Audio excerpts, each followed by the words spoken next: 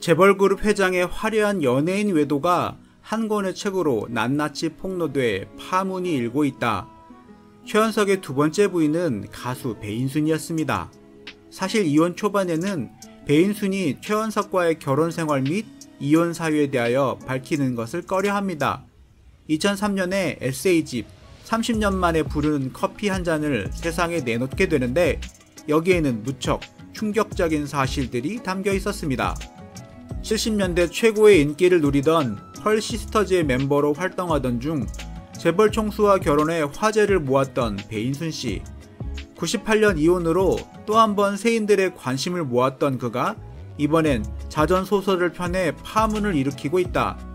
그의 자전소설엔 특히 재벌그룹 총수와 여자 연예인들의 애정 행각이 들어있어 충격적이다.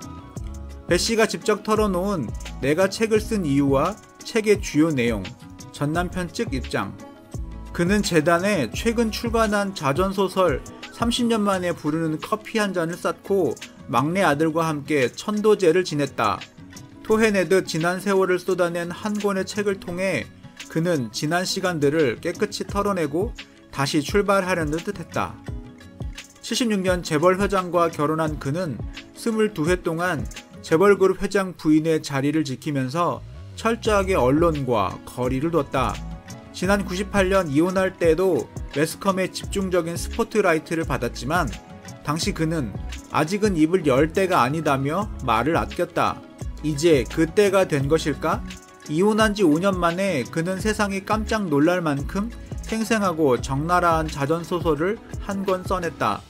소설은 주인공인 김인혜가 C 회장과 결혼하기까지의 과정에서부터 시어머니와의 갈등, 남편의 애정 환각으로 인해 고통스러웠던 가정생활, 96년 교통사고 사건으로 세상에 알려졌던 K사장, 결혼까지 생각했던 장 목사 등 그가 만났던 두 명의 남자에 이르기까지 가슴속 깊이 묻어두었던 삶의 치부들을 낱낱이 고백하는 형식으로 되어 있다.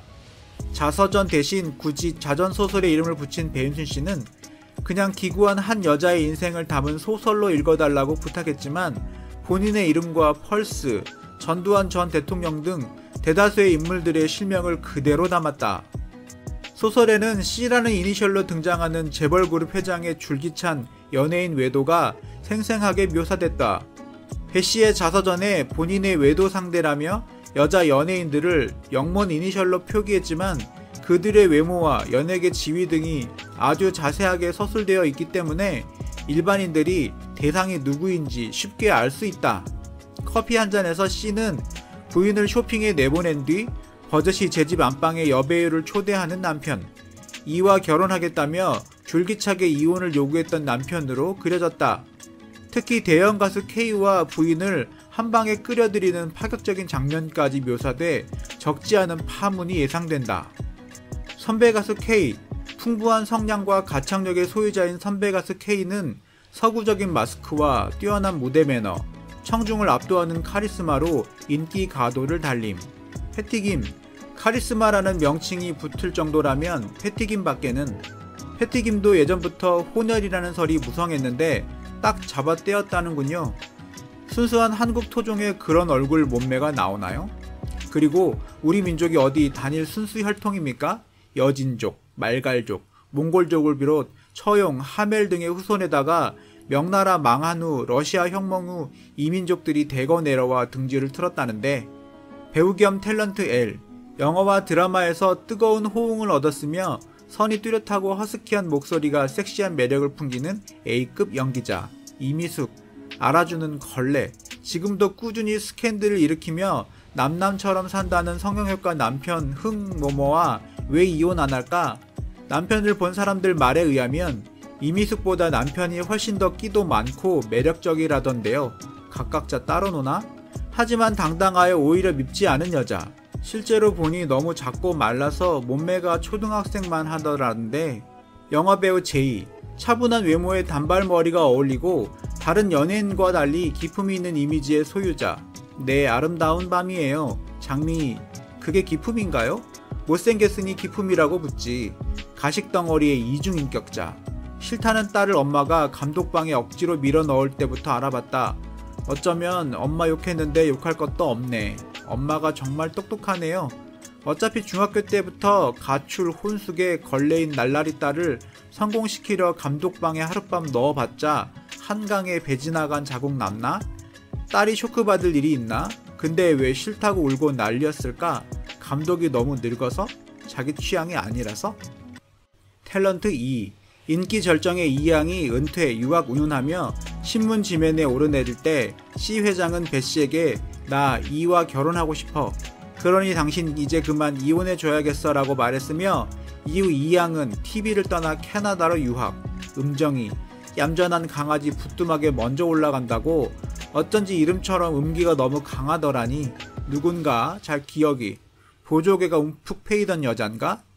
탤런트 K. 배씨가 고양이처럼 동그랗게 올라간 두 눈에 끼가 넘쳐 흐르는 탤런트 강문영. 원래 룸사롱 출신에다가 전에 대머리 장남 전 엑스국의 여자 아닌가요? 이승철과 결혼 후에도 재벌은 개 못 주고 전 엑스국과 바람 피우다가 휴대폰 뒷자리가 같아 의심산 이승철에게 이혼당했지. 불쌍한 이승철. 글쎄 강문영은 끝까지 핸드폰 번호 같은 것은 우연의 일치라고 억울하다고 항변. 그래야지 목에 칼이 들어와도 절대 아니라고 해야지.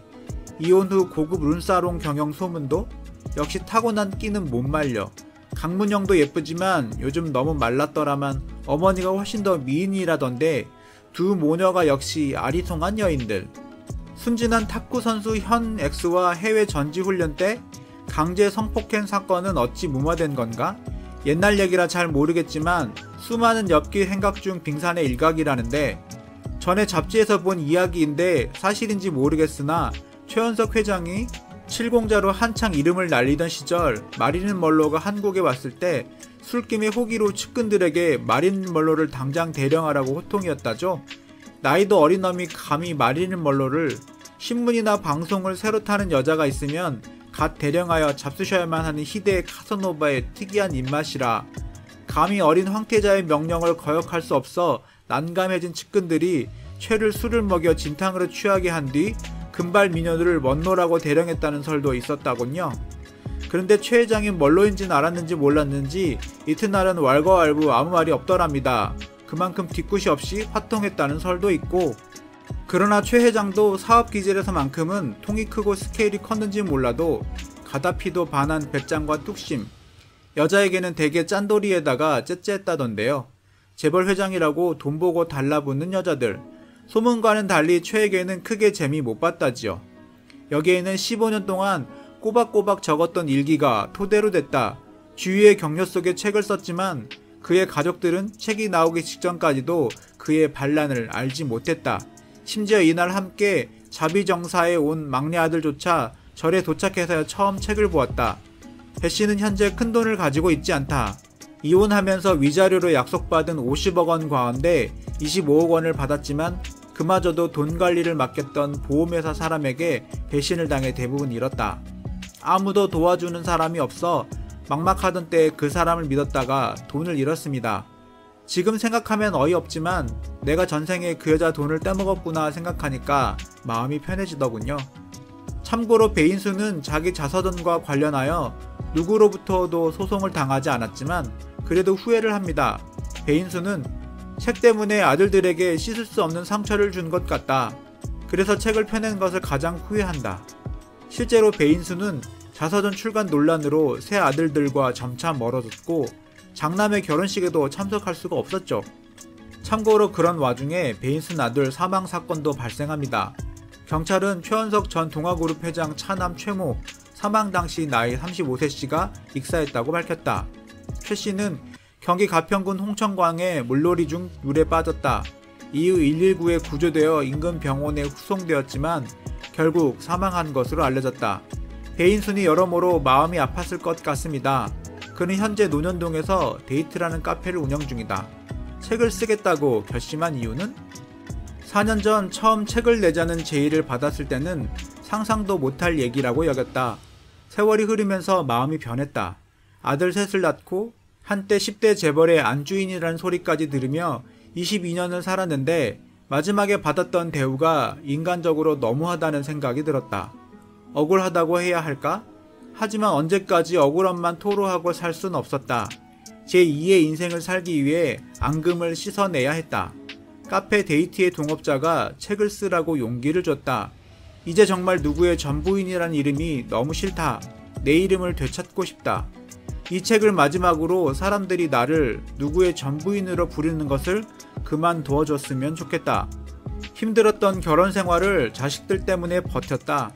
끝까지 참아내지 못해 그 아이들에게 죄스럽고 미안하다. 새 출발하기 위해 필요했던 엄마의 선택을 자식들이 이해해 주길 바란다. 아들들이 어렸을 때 처음 이혼 요구를 받았다. 그때 아이들 때문에 이혼을 결심하지 못했다. 사람들은 왜 더 빨리 헤어지지 못했냐고 말한다. 그러나 결혼하는데도 때가 있고 혼자 되는 때도 때가 있다. 그 사람과의 인연이 거기까지였던 것 같다. 사실 책을 쓸 때도 지금도 두렵다. 그러나 세상 사람들이 다 아는 얘기가 나 혼자 감춘다고 없어지는 게 아니다. 내 입으로 토해내고 정리하고 싶었을 뿐이다. 그냥 소설로 봐달라. 한 여자의 기구한 소설 같은 이야기로 독자들이 재미로 읽어줬으면 좋겠다. 다음은 자서전 중 일부 내용을 발췌한 내용. 연예인들과의 애정행각. 그는 점차 노골적으로 연예인들과 애정행각을 벌이기 시작했다. 한 발 한 발 양보했던 것들이 이제는 송두리째 내 인생을 위협하고 있었다. 이봐, 밖에 나가서 쇼핑 좀 하고 오지 그래?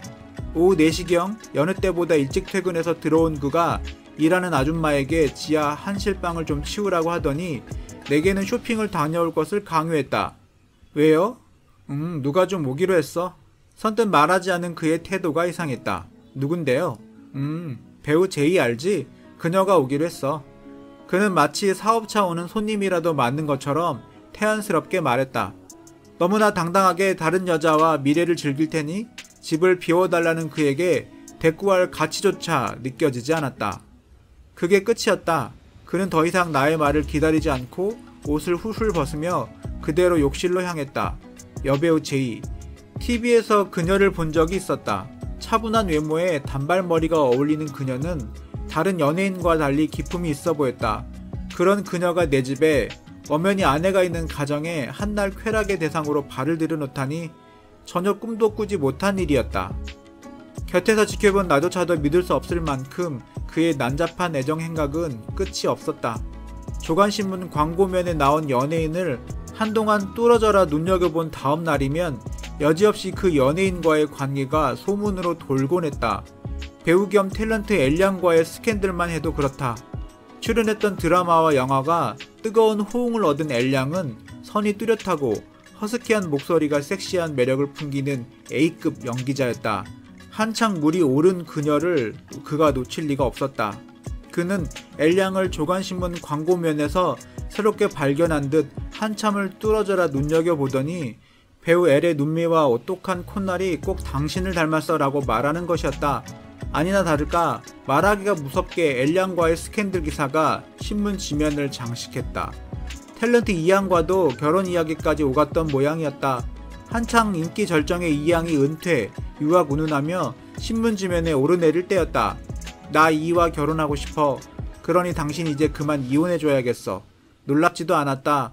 언제 또 그 대상이 바뀔지 모르는 그였기에 심각하게 받아들이지도 않았다. 그 후 이양은 TV를 떠나 캐나다로 유학을 갔다는 이야기가 들려왔다.